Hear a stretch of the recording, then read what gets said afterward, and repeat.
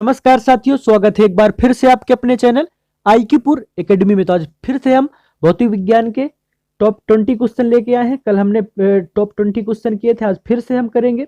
तो सीरीज एक लेकर चलेंगे। ऐसे क्वेश्चन करेंगे जो 1991 से अब तक आए हुए होंगे भौतिक विज्ञान में, वो सभी हम लेके चलने वाले हैं। तो चलिए बिना देरी के बढ़ते अपने क्वेश्चन की ओर। तो आज का हमारा पहला क्वेश्चन हो जाता है। हमने कल 20-21 नंबर तक कर लिए थे, आज हम 22 से स्टार्ट करना था।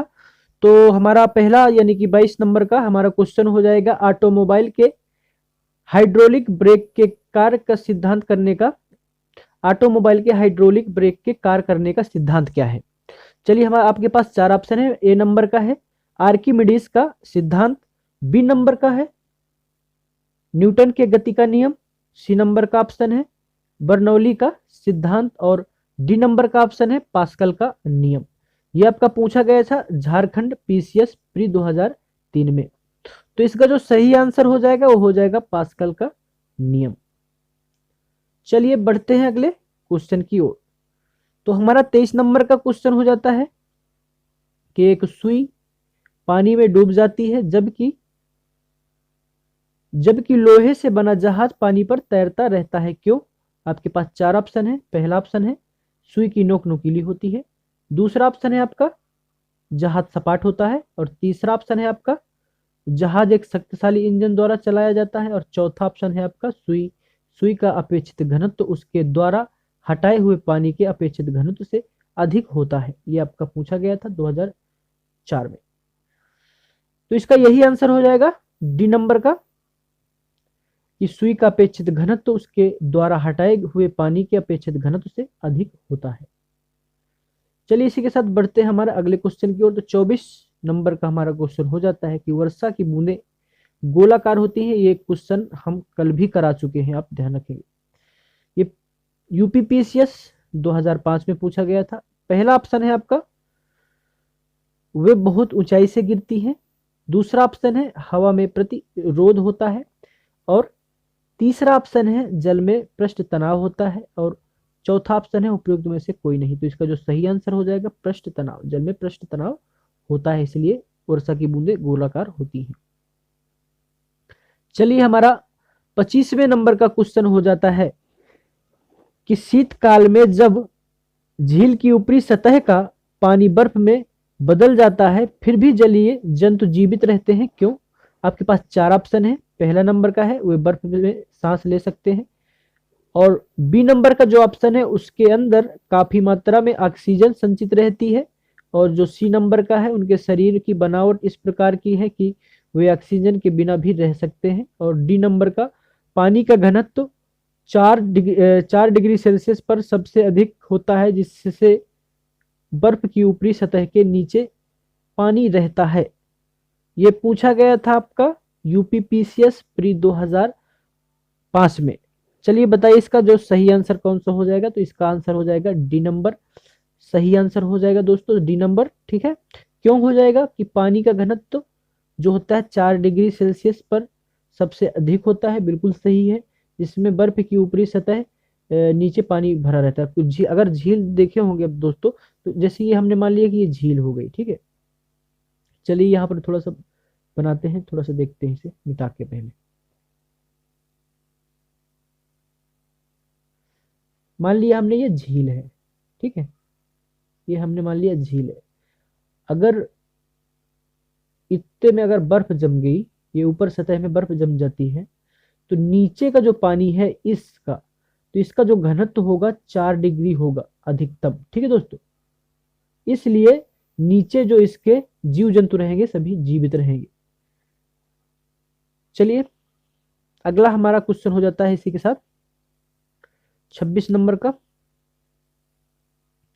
कि समुद्र में प्लवन करते हुए आइसबर्ग का कितना भाग समुद्र की सतह से ऊपर होता है। आपके पास चार ऑप्शन है 1/9, दूसरा ऑप्शन है 1/10, तीसरा ऑप्शन है 1/6, और चौथा ऑप्शन है 1/4।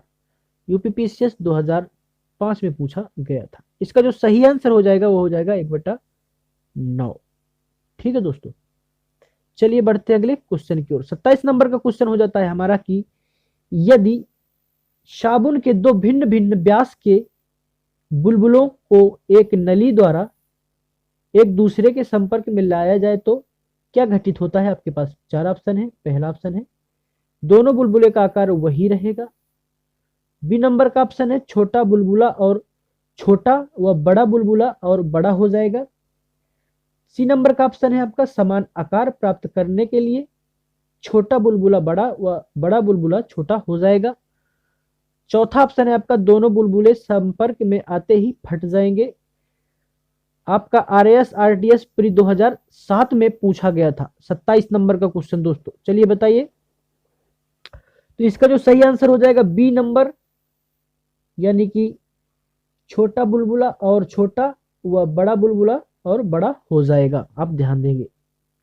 चलिए इसी के साथ अगले क्वेश्चन की ओर। 28 नंबर का हमारा क्वेश्चन हो जाता है कि एक ही पदार्थ से बने चार तार जिसकी विमाएं नीचे दी गई हैं, अगर अलग अलग बार एक ही भार से खींचे जाते हैं उनमें से एक से अधिकतम दैर्ध्यवृत्ति होती है। ये आपका आईएएस प्री 2007 में पूछा गया था। इसका जो आंसर सही, चलिए ऑप्शन दिए गए हैं चार। 1 मीटर लंबाई और 2 मिलीमीटर व्यास वाला तार। बी दूसरा नंबर ऑप्शन है 2 मीटर लंबाई और 2 व्यास वाला तार। तीसरा ऑप्शन है 3 मीटर लंबाई और 1.5 वाला तार और 1 मीटर लंबाई और 1 व्यास वाला तार। चलिए बताइए कौन सा ऑप्शन सही है। इसका जो है ऑप्शन सही है सी नंबर, 3 मीटर लंबाई और 1.5 वाला तार। आप ध्यान रखेंगे, ठीक है दोस्तों। चलिए बढ़ते हैं अगले क्वेश्चन की ओर। हमारा 29 नंबर का क्वेश्चन हो जाएगा कि एक केस नली में जल की अपेक्षा एक तरल अधिक ऊंचाई तक चढ़ता है, तो इसका कारण क्या होता है? आपके पास चार ऑप्शन है। तरल जल की अपेक्षा अधिक श्यान है। बी ऑप्शन है आपका तरल का ताप जल की अपेक्षा अधिक है। सी नंबर का है तरल का पृष्ठ तनाव जल की अपेक्षा कम है। डी तरल का पृष्ठ तनाव जल की अपेक्षा ज्यादा है। आरएएस आरटीएस 2007 में पूछा गया था ये वाला क्वेश्चन। 29 नंबर का क्वेश्चन है, जल्दी बताइए दोस्तों। डी नंबर इसका सही आंसर हो जाएगा। तरल का पृष्ठ तनाव जल की अपेक्षा ज्यादा होता है, ठीक है दोस्तों, आप ध्यान रखिए। चलिए अगला क्वेश्चन हो जाता है हमारा 30 नंबर का क्वेश्चन हो जाता है कि पानी के एक गिलास में एक बर्फ का टुकड़ा तैर रहा है। जब बर्फ पिघलती है तो पानी के स्तर पर क्या प्रभाव होगा? ए पहला हमारा ऑप्शन है बढ़ेगा। बी ऑप्शन है कम होगा। सी ऑप्शन है उतना ही रहेगा। डी ऑप्शन है पहले बढ़ेगा फिर घटेगा। चलिए बताइए दोस्तों। एमपीपीसीएस प्री 2008 में पूछा गया था। 30 नंबर का क्वेश्चन, इसका सही आंसर है, चलिए बताइए आप। सी नंबर उतना ही रहेगा, ठीक है दोस्तों, उतना ही रहेगा। अगला क्वेश्चन है 31 नंबर का कि जब कुएं से पानी की बाल्टी खींचते हैं तो हमें महसूस होता है कि बाल्टी, पहला ऑप्शन है कि पानी की सतह से ऊपर भारी हो गई। दूसरा ऑप्शन है पानी की सतह से ऊपर हल्की हो गई। तीसरा ऑप्शन है पानी से बाहर आकर स्थिरता खो बैठा। और डी ऑप्शन है पानी से बाहर आकर उसके द्रव्यमान में वृद्धि हुई है। पीसीएस यूपीपीसीएस 2009 में प्री में पूछा गया था दोस्तों। 31 नंबर का क्वेश्चन, 31 नंबर का क्वेश्चन दोस्तों बताइए। तो इसका जो सही आंसर हो जाएगा वो हो जाएगा ए नंबर, पानी की सतह से ऊपर भारी हो गई, ठीक है दोस्तों। आप देखते होंगे जब तक आप पानी में रहती होगी बाल्टी तो आपको बिल्कुल हल्की लगती होगी, जैसे ही ऊपर आ जाती है तो आपको भारी महसूस पड़ती होगी, ठीक है, आप ध्यान रखेंगे। चलिए अगला क्वेश्चन हो जाता है 32 नंबर का कि पानी की बूंद गोलाकार होती है किसके कारण? ये दोबारा फिर से रिपीट हो गया है, पृष्ठ तनाव के कारण। चलिए ये पूछा गया था उत्तराखंड 2010 में प्री में। अगला क्वेश्चन हो जाता है हमारा 33 नंबर का, 33 नंबर का ही है ना। चलिए देखते हैं पहले। हाँ 33, ठीक है। मिट्टी का तेल, ये भी हो चुका है, कल हो चुका था, कल हमने ये इसका क्वेश्चन जो है कराया था कि मिट्टी का तेल पानी की पानी के ऊपर तैरता है क्यों? पहला ऑप्शन है उसका घनत्व पानी के घनत्व से अधिक होता है, बी नंबर उसका घनत्व पानी के घनत्व से कम होता है, सी नंबर उसका घनत्व पानी के घनत्व के बराबर होता है। तो 33 नंबर का बी नंबर सही हो जाएगा, उसका घनत्व पानी के घनत्व से कम होता है। चलिए 34 नंबर का क्वेश्चन हम देखेंगे कि मोबाइल तथा ऑटोमोबाइल ने भारतीयों को विशेष रूप से ग्रामीण क्षेत्रों के लोगों के सामाजिक जीवन में निम्नलिखित में से किसके संबंध में एक क्रांति ला दी है? पहला है लोगों के आवागमन के संबंध में, दूसरा है लोगों के जुड़ाव के संबंध में, तीसरा है लोगों की संवेदनशीलता के संबंध में। आपके पास नीचे दिए गए हैं ऑप्शन, केवल 1 और 2, केवल 1 और 3, सी नंबर में दिया गया है केवल 2 और 3, और डी नंबर में दिया गया है 1, 2 और 3। ये पूछा गया है यूपी यूडीए और एलडीए प्री 2010 में पूछा गया था ये क्वेश्चन दोस्तों। तो 34 नंबर का जो कुछ आंसर हो जाएगा इसका ए नंबर हो जाएगा आपका, लोगों के आवागमन के संबंध में जो है क्रांति ला दी है। ए नंबर यानी कि 1 और 2 लोगों के आवागमन के संबंध में और लोगों के जुड़ाव के संबंध में, ये दोनों आपके सही हो जाएंगे ये वाले, ठीक है दोस्तों। चलिए बढ़ते हैं अगले क्वेश्चन की ओर। अब अगला क्वेश्चन है, इसको फिर से मतलब क्वेश्चन ये वाला करा दिया गया लेकिन थोड़ा सा घुमा दिया गया है, ठीक है। आप ध्यान देंगे कि बर्फ बर्फ जमी झील के अंदर मछलियां जीवित रहती हैं क्यों? थोड़ा सा हम इसलिए इस क्वेश्चन को भी लाए क्योंकि आप वहां पर जाके कंफ्यूज ना हो, इसलिए क्योंकि ये भी पूछा गया था। देखिए झारखंड पीसीएस प्री 2010 में और यूपी पीसीएस जीआईसी में पूछा गया था, आपको 2010 में पूछा गया था। चलिए पहला ऑप्शन है मछलियां नियत तापी जीव है, मछलियां बर्फ में शीत निष्क्रिय हो जाती हैं। सी ऑप्शन है झील की तली पर जल नहीं जम जाता और बर्फ ऊष्मा का उत्तम चालक है। तो इसका जो सही आंसर हो जाएगा सी नंबर हो जाएगा, झील की तली पर जल नहीं जम पाता, क्योंकि हम झील जैसे ये झील है तो सिर्फ ऊपर ऊपर ही बर्फ जमेगी और नीचे जो है नीचे का जो पानी है उसका घनत्व जो है 4 डिग्री होता है, इसलिए जमता नहीं है। जैसे जैसे ऊपर चला जाता जाएगा तो जमता जाएगा। अब जैसे जैसे ऊपर जमी है बर्फ, ठीक है, ये पूरी बर्फ निकाल ली गई तो फिर ये ऊपर जाएगा पानी और फिर जम जाएगा, फिर बर्फ निकाल ली जाएगी और फिर ऊपर जाएगा पानी फिर जम जाएगा, इस प्रकार प्रक्रिया होगी। लेकिन ये मतलब ऊष्मा को निकलने नहीं देता, अगर बर्फ यहाँ पर जम गई है तो ऊष्मा को है बाहर नहीं निकलने देता, इसलिए ठीक है। आप ध्यान देंगे इसको, ये काफी बार पूछा गया इसलिए काफी इंपॉर्टेंट हो जाता है दोस्तों। देखिए झारखंड में पूछा गया था और यूपी पीसीएस में भी पूछा गया है। चलिए 36 नंबर का क्वेश्चन हो जाता है कि कड़े जाड़े में झील की सतह हिम शीतित हो जाती है किंतु उसके तल में जल द्रव अवस्था में बना रहता है, यह किस कारण से होता है? देखिए अभी अभी बता चुके हैं, इसको भी बताइए। बर्फ ऊष्मा की कुचालक है, ये भी बताया गया था आपको। झील की सतह और वायु का तापमान एक सा होने के कारण ऊष्मा की कोई हानि नहीं होती है। सी नंबर का है जल की संघनता 4 डिग्री सेल्सियस पर अधिकतम होती है। डी नंबर का है कि इस संदर्भ में उपयुक्त ए बी सी कथनों में से कोई भी सही नहीं है। ये यू आईएएस प्री 2011 में पूछा गया था। 36 नंबर का क्वेश्चन, इसका सी सही है आपका, ठीक है दोस्तों। इसका जो है 36 नंबर का जो आंसर है हो जाएगा सी नंबर का हो जाएगा, जल की सघनता 4 डिग्री सेल्सियस पर अधिकतम होती है। चलिए आगे बढ़ते हैं।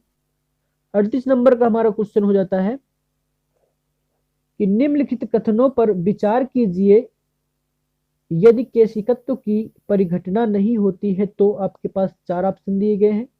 केरोसिन दीप का उपयोग मुश्किल हो जाता है, दूसरा ऑप्शन है आपका कि कोई मृदुपेय का उपयोग करने के लिए एक्स्ट्रा का प्रयोग नहीं कर पाता, और तीसरा नंबर का आपका क्वेश्चन हो जाता है ऑप्शन कि स्याही शोक पत्र काम करने में विफल हो जाता है। चौथे नंबर का ऑप्शन है बड़े पेड़ जिन्हें हम अपने चारों ओर देखते हैं पृथ्वी पर नहीं उगते। अब देखिए ये ऑप्शन दिए गए हैं, केवल 1, 2 और 3 सही है, केवल 1, 3 और 4, केवल 2, 4 और डी में दिए गए हैं 1, 2 और 4। ये आईएएस प्री 2012 में पूछा गया था। 38 नंबर का क्वेश्चन है, इसका बी नंबर सही है। ठीक है दोस्तों, बी नंबर यानी कि 1, 3 और 4, 1, 3 और 4 ये आपके सही है दोस्तों। ठीक है, आप ध्यान देंगे। चलिए अगला क्वेश्चन हो जाता है हमारा कि नैनो द्रव्यों का सर्वाधिक महत्वपूर्ण गुण होता है। क्या होता है? बल होता है, घर्षण होता है, दाब होता है, ताप होता है।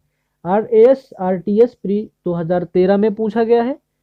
तो इसका जो आंसर हो जाएगा दोस्तों सही, वो हो जाएगा आपका बी नंबर का आंसर हो जाएगा। ठीक है, घर्षण के कारण। ठीक है दोस्तों, आप ध्यान रखिए घर्षण के कारण हो जाएगा। अगला क्वेश्चन हो जाता है हमारा 40 नंबर का, निम्नलिखित में से कौन सा पेट्रोलियम परिष्करण का उत्पादन है? तो कौन सा आंसर सही है 40 का? 40 का हो जाएगा आपका पहला ऑप्शन है पेट्रोल, दूसरा है चारकोल, तीसरा है कोयला और डी नंबर का है एस्फाल्ट।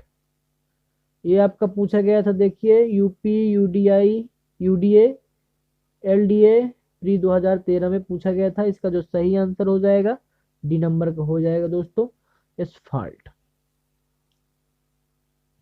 अगला क्वेश्चन हो जाएगा, लास्ट क्वेश्चन है कि मथने के पश्चात क्रीम का दूध से पृथक हो जाने का कारण क्या होता है? 4 ऑप्शन है गुरुत्वाकर्षण बल, बी नंबर है संसंजक बल, सी नंबर है अपकेंद्रीय बल और डी नंबर है उपयुक्त में से कोई नहीं। झारखंड पीसीएस में पूछा गया था 2013 में। इसका जो सही आंसर हो जाएगा दोस्तों 41 का सी नंबर, अपकेंद्रीय बल के कारण। यहां से हमारी क्लास जो है समाप्त हो जाती है। आप लोगों को क्लास अच्छी लगती है तो चैनल को सब्सक्राइब करें, अपने दोस्तों तक भी शेयर करें। ठीक है, हम इस प्रकार के क्वेश्चन करा रहे हैं दोस्तों जो 1991 से अब तक पूछे गए हैं भौतिक विज्ञान में। भौतिक विज्ञान के बाद हम रसायन विज्ञान को लेंगे, फिर उसके क्वेश्चन हम करेंगे टॉपिक वाइज। ठीक है दोस्तों, एनसीईआरटी बेस्ड करेंगे सारे क्वेश्चन जो पूछे गए हैं। चलिए मिलते हैं एक नए वीडियो के साथ, तब तक के लिए धन्यवाद।